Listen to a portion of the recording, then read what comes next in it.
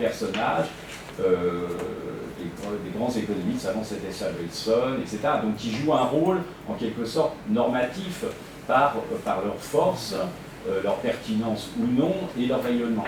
Et donc c'est ce modèle que vous avez en tête, c'est-à-dire le fait qu'il y aurait une espèce de couche, disons, de professeurs qui auraient plus de puissance de rayonnement que d'autres. C'est ça. Alors pour être concret, on est tous confrontés à cette question des classements. Quelle est la réponse en France comme ailleurs? C'est de faire venir, soi-disant, grosses pointures, qui vont d'emblée intégrer cette classe de professeurs sans bleu, qui vont très peu enseigner, qui vont mettre dans leur affiliation telle ou telle université. Qui montent l'université dans ces classements. Ces personnes restent assez peu, et c'est l'exemple du footballeur que je donnais tout à l'heure. Il reste là 2-3 ans, puis dès qu'il y a une offre ailleurs plus séduisante, il part. Donc les étudiants ne les voient quasiment jamais. Quel apport au niveau social, au niveau de l'université? Très limité, c'est une question de classement. Donc voilà. Donc c'est des gens qui ne vont pas perdre de temps à remettre en question les concepts, justement. Parce qu'ils savent très bien faire une analyse espérance de rendement-risque, c'est leur métier. Et remettre en question des concepts, c'est prendre des risques. Alors, c'est bien plus simple d'utiliser des livres qui ont été écrits il y a 10 ans, 20 ans, les mettre un peu à jour, de mettre un sparadrap ici ou là, et puis d'aller de l'avant, de ronronner, parce que le monde académique ronronne, pour être clair, il ronronne.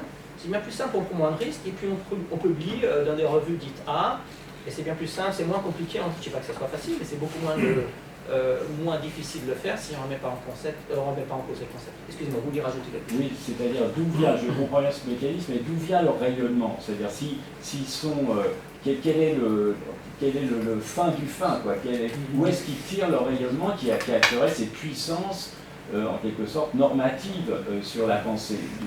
Surtout si, comme vous les décrivez, c'est pas visiblement à travers les étudiants qui vont se faire valoir. Ils sont très discrets par rapport aux étudiants. Alors, d'où vient qu'ils aient, en quelque sorte, une espèce de pouvoir sur la pensée? Bon, on est confronté à une structure pyramidale. Donc au sommet, vous avez les soi-disant prix Nobel en économie qui donnent le là. Et là, l'école de Chicago est surreprésentée. Voilà. Et après ça, juste en dessous, vous avez ceux qui aspirent à être donc les directeurs, par exemple, des grandes revues A, etc., etc., etc. Voilà. Prix Nobel. Donc c'est eux, effectivement, il y a un réseau, enfin on connaît ça en sociologie, il y a un réseau de pouvoir, il faut être ami avec les uns les autres. On invite, je me souviens que j'étais à HEC à l'époque, Monsieur Merton, soi-disant prix Nobel, 93 si je ne m'abuse. Alors il fait le tour de l'Europe, avec tout ça trouve, avec sa famille, on déroule le tapis rouge, il va ici, il va là, la meilleure de terre. Parfait, agréable j'imagine. Quelques années après, on apprend qu'il a été lié à la faillite de la TCM, puisque le nom de 2 prix Nobel d'économie, lui et l'ancien, était lié à la faillite. Non, ça n'a pas remis en question son aura. Voilà. Que font les recteurs, les présidents d'université face à cela? Imaginons qu'un prix Nobel de médecine, et qu'on découvre qu'un prix Nobel de médecine ait diffusé des médicaments, et participé à la diffusion de médicaments toxiques. Je pense que ça remettra en question son aura. Non, on finance, on fait business as usual. Voilà, c'est ça qui est problématique. Je pense, enfin, pour poursuivre, j'aime bien le parallèle avec le football. Mais il y a un tel investissement sur le capital humain de ces établissements universitaires ou écoles, etc. Un système qui se boucle assez bien, au fond. Les collègues qui publient dans ces revues bossent beaucoup. Je ne vais pas leur faire de critique là-dessus, ils bossent beaucoup et c'est très difficile de publier. Il y a des taux de rejet qui sont colossaux. Il faut bien voir aussi que l'institution qui a investi sur ces gens-là n'a pas du tout intérêt à mettre en cause son capital immatériel, parce qu'elle, c'est sa force d'attraction pour le financement, soit directement par les puissantes filles, soit directement par les donations. Donc on a un système qui s'entretient parfaitement. Si demain quelqu'un dit je veux jouer au football à 13, ça ne marchera pas, parce que non, il faut que tout le monde conserve les mêmes règles du jeu. Je crois qu'on est dans ce ensemble-là. La remarque auquel je crois tous les deux vous avez fait allusion, et qui m'interpelle parce que je trouve qu'on retrouve quand même l'histoire des sciences derrière ça. C'est pourquoi les tas de critères de gestion, Stéphanie disait, ne sont pas utilisés en pratique. Pourquoi des tas de choses n'ont aucun effet sur la pratique et on ne s'y intéresse pas d'un point de vue scientifique pour répondre. Parce que, au fond, la science progresse à chaque fois qu'il y a quelque chose qui n'est pas rendu compte par une théorie actuelle. Parce que la pratique résiste, parce que la réalité résiste. Et là, je crois qu'il y a un levier, pour attaquer ce thème-là, sans se mettre à dos ceux qui vont résister parce qu'ils veulent simplement protéger leur capital humain personnel ou le capital humain qui a amassé l'institution. Mais je pense que la meilleure manière de protéger son capital humain, c'est de le faire évoluer. Parce qu'actuellement, les théories divulguées, véhiculées par la finance dominante, sont contraires à la réalité. Donc soit on change la réalité, soit on change les théories. Voilà. Catherine Cariotis, Neoma Business School. Je voudrais rajouter quelque chose par rapport à ce que vous disiez au niveau d'HEC, c'est que les business schools sont, pour certaines, vont embaucher des profs chercheurs et vont les mettre en salle de cours, en plus. Donc ça veut dire que le mainstream s'auto-alimente, puisqu'en fait, ils vont interdire les étudiants, d'une certaine manière, à questionner les modèles. Donc ça vient corroborer ce que vous dites, et ça vient dire aussi que ça dépasse la sphère de la finance, parce que pourquoi les business schools vont acheter d'une certaine manière des profs qui publient, et comme vous le dites, qui restent 2-3 ans, et on est sur un mercato, c'est tout simplement parce qu'on a besoin de la triple accréditation de les CSB, EQUIS et MBA. Donc c'est le système qui s'auto-alimente. Ça dépasse la sphère de la finance. C'est ça qui est dangereux. Ben oui, c'est ça qui est dangereux. Et ça veut dire quoi? Ça veut dire qu'on est un certain nombre de profs on va dire, à infiltrer le mainstream en finance parce qu'il y a une crise financière, mais dans d'autres disciplines, la politique de recrutement de nos écoles sont les mêmes. Donc nos étudiants qui vont être les futurs cadres de banques ou de sociétés d'investissement n'ont pas été formés à questionner ces modèles, même après la crise. Ils n'ont pas été formés, ils ne souhaitent pas l'être. Ils ne souhaitent pas l'être. Parce qu'il existe des manuels. Il existe des manuels, on en écrit, mais ils continuent à utiliser les manuels nationaux. Juste une information brièvement en ce qui concerne Zurich, vous avez fait allusion aux expériences. Donc à Zurich, on va créer un master en finance durable. On a une mineure dans ce domaine et on a une minorité d'étudiants intéressés. J'ai créé mes cours depuis longtemps dans ce domaine. Les cours ne sont pas obligatoires, ça permet d'attirer des gens qui veulent participer et qui sont actifs. Je crois que les professeurs doivent s'appuyer sur les étudiants et puis sur des leviers extérieurs à l'université, des journalistes, des médias pour dire voilà, comment se fait-il qu'aujourd'hui on véhicule les mêmes concepts qu'avant la crise.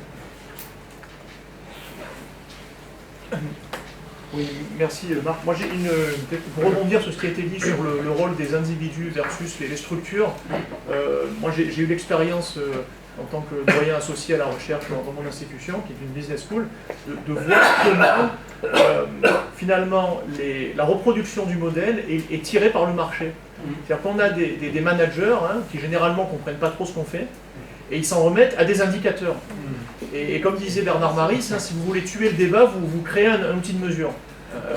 Tout simple, des citations. Je ne sais pas si certains d'entre vous ont des comptes Google Scholar. Voilà, moi j'en ai un, mais il n'est pas public. Je le regarde, mais je ne l'ai pas rendu public. Bon, on arrive dans des situations aujourd'hui où on a une discussion au niveau de la gouvernance. On dit, bon, mais un professeur, pour devenir senior, il lui faut 1000 citations. Ouais. Qu'elle soit bonne ou mauvaise d'ailleurs. Non, il faut 1000 citations. Il faut 1000 citations parce que c'est transparent. Comme ça, on n'a pas à réfléchir. On regarde un chiffre et ça nous donne l'information dont on a besoin. Sauf qu'en réalité, il y a des stratégies pour obtenir des citations, il y a des rentes de situation. Il y a des grandes communautés et des petites communautés, plus ou moins de revues et de citations. Voilà. Mais il est très difficile d'introduire ces discussions qualitatives, d'expliquer pourquoi la mesure n'est pas bonne quand on est face à des gens qui s'en remettent à défaut à des outils de mesure quantitatifs. Par exemple, nous, l'IAE, là, ils viennent de voter l'éligibilité à SCSJ. On va être dans ces critères-là, et franchement, je ne suis pas âge. Pour rebondir sur ce que tu disais. Une dernière question. La question, c'est une remarque dans la question de la remise en cause des modèles dominants. Depuis très longtemps, moi j'ai eu la sensation que les options étaient vraiment un sujet, devaient être un sujet, un objet d'étude très approfondi. Les options produits dérivés. Les options. Les marchés des options. Les produits dérivés, les options. Oui. D'abord parce que c'est un produit sur lequel on négocie quelque chose qui n'existe pas.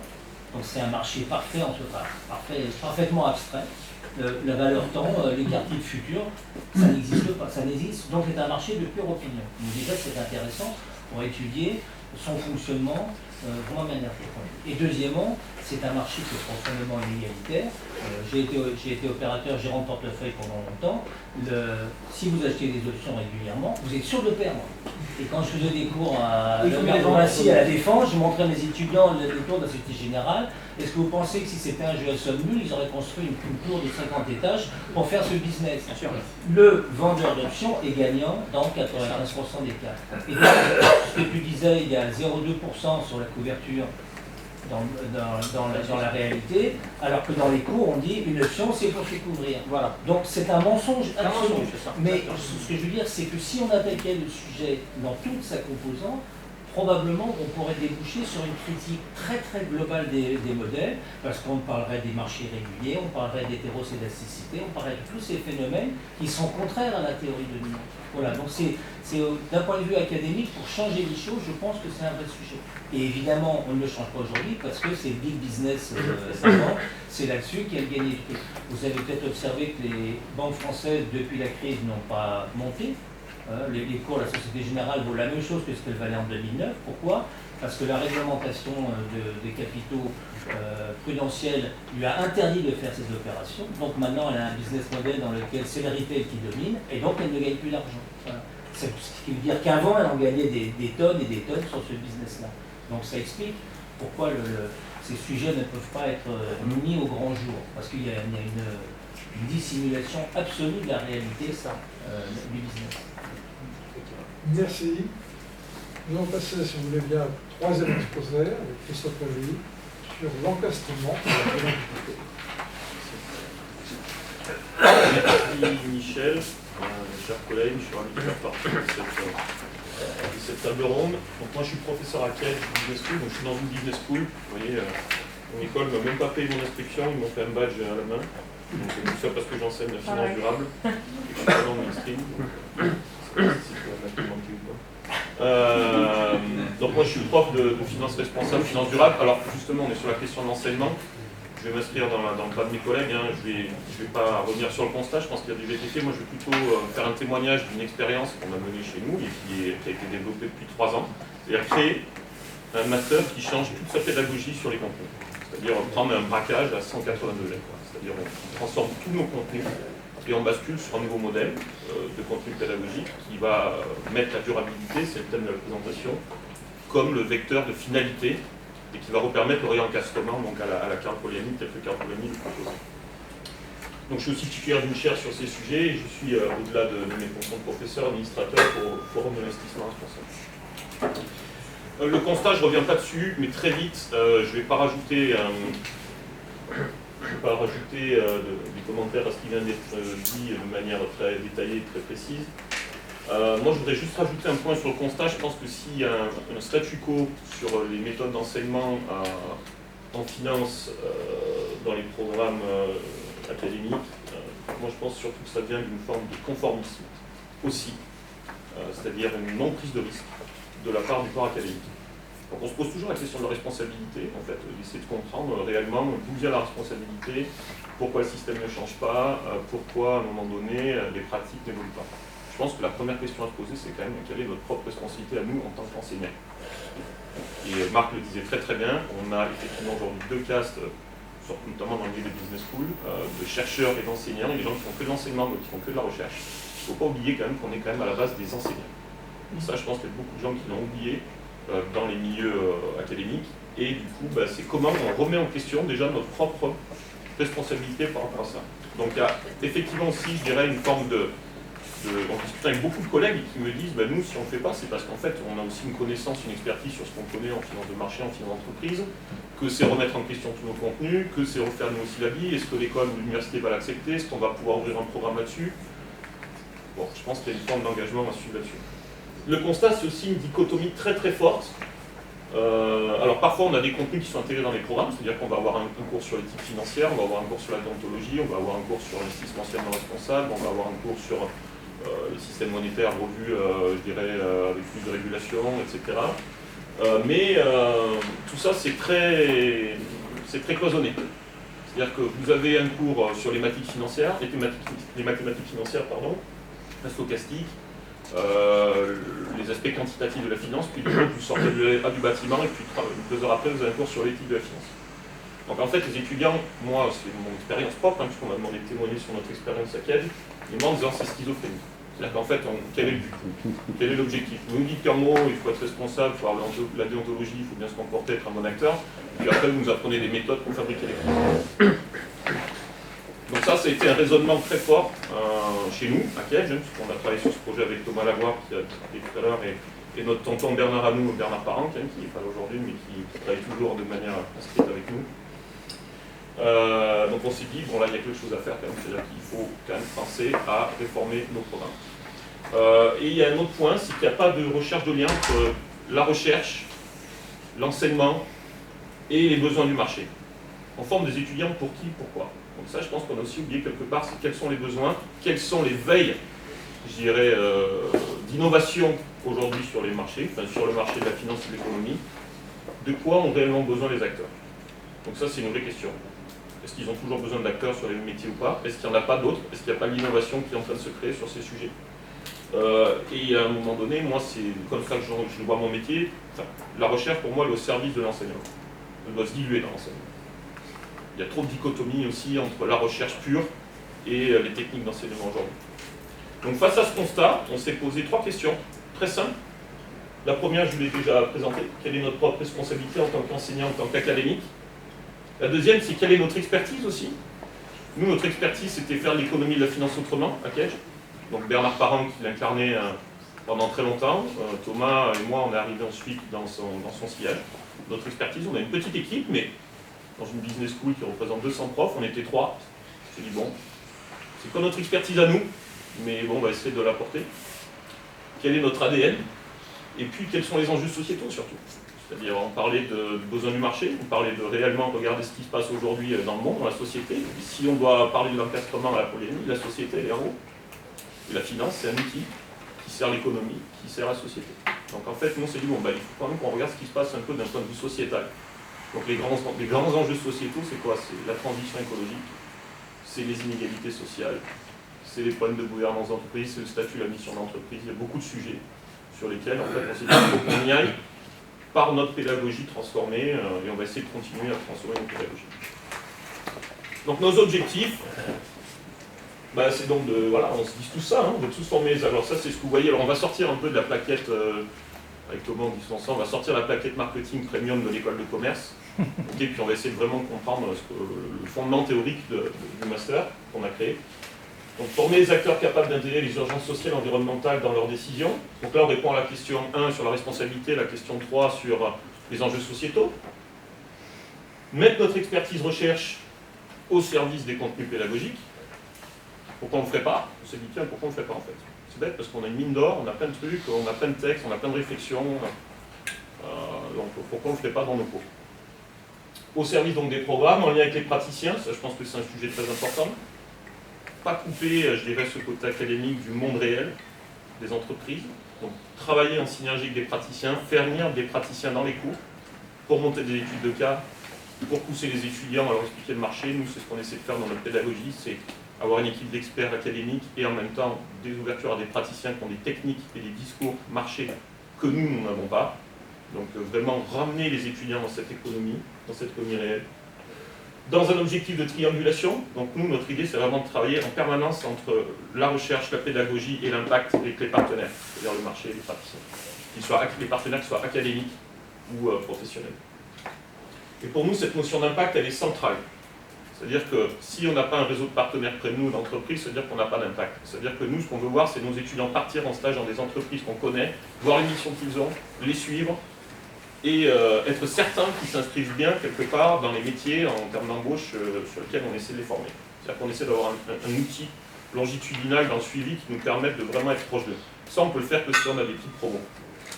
Donc nous, on est dans une business school. Business school, c'est rentabilité. Aujourd'hui, on est dans une réforme du programme grande école qui nous dit si vous voulez pas, si vous avez moins de 30 études dans une classe, on ferme le cours. Nous, il a fallu qu'on se batte et on essaie de faire ça auprès de l'institution pour faire en sorte qu'on ait des petits groupes. Ce qui n'est pas simple à faire passer dans une business school. On y arrive. mais c'est aussi, encore une fois, une forme de responsabilité et d'engagement. Donc en gros, nous, dans le master que je vais vous présenter, on a actuellement une trentaine d'étudiants maximum. On est à 25-30 étudiants, ce qui nous permet vraiment d'avoir un suivi d'impact. C'est ce qu'on veut.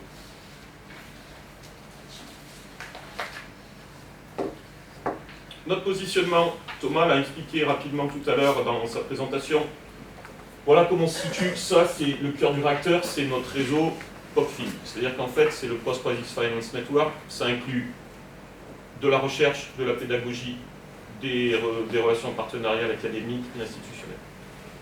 Donc ça, c'est la grande mission, c'est la grande enveloppe qui va rassembler effectivement, comme Thomas l'a dit, d'autres chaires, d'autres alliances. Et l'idée, c'est qu'on soit dans une forme de réseau à travers cet outil. Donc en recherche, on a, sur l'angle recherche, nous, à Kedge, dans l'Alliance POCFIN, on a une chaire de recherche sur ces sujets, donc qui est financée par un gestionnaire d'actifs, qui travaille sur des modèles et qui veut vraiment essayer d'améliorer toutes ces méthodologies sur les questions de finance durable. Donc ils ont déjà une grosse méthodologie, mais ils veulent vraiment essayer d'améliorer sur les process d'analyse des risques, notamment modèles de risque financier et intégration dans les critères en gestion d'actifs. On a un master, c'est ce dont je vais vous parler plus tard, juste après, c'est l'exemple qu'on va prendre, qui est dédié à la finance durable et à la finance responsable. C'est-à-dire qu'on fait 450 heures de cours là-dessus. Je vous expliquerai en fait la maquette ensuite, mais on a, dans une logique de construction, on a 450 heures de cours sur les fondements économiques et financiers tels que nous on les voit, et ensuite la moitié sur les pratiques et les outils de la finance responsable, de la finance durable. Et des réseaux, bien sûr, qui s'incarnent autant sur des réseaux politiques, puisqu'on est impliqué auprès de l'Union européenne sur le High Level Expert Group sur la finance durable, SDSN, RIOD, l'AREF, chez qui on est membre aussi, auprès de nos collègues suisses avec Marc, la FEP, le FIR et les sociétés privées professionnelles. Christophe, oui. tu peux revenir juste sur oui. le monde professionnel, donc oui. le point de gauche là. Oui. Quel est son intérêt de manière plus précise, s'il te plaît? Le monde professionnel, ouais.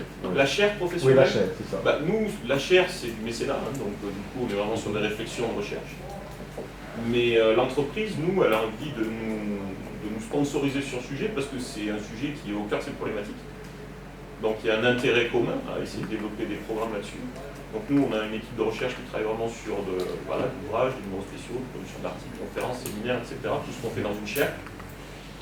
Mais l'entreprise s'en sert au-delà d'être dans du mécénat, comme une veille stratégique de développement sur ces sujets qui sont inhérents à son activité.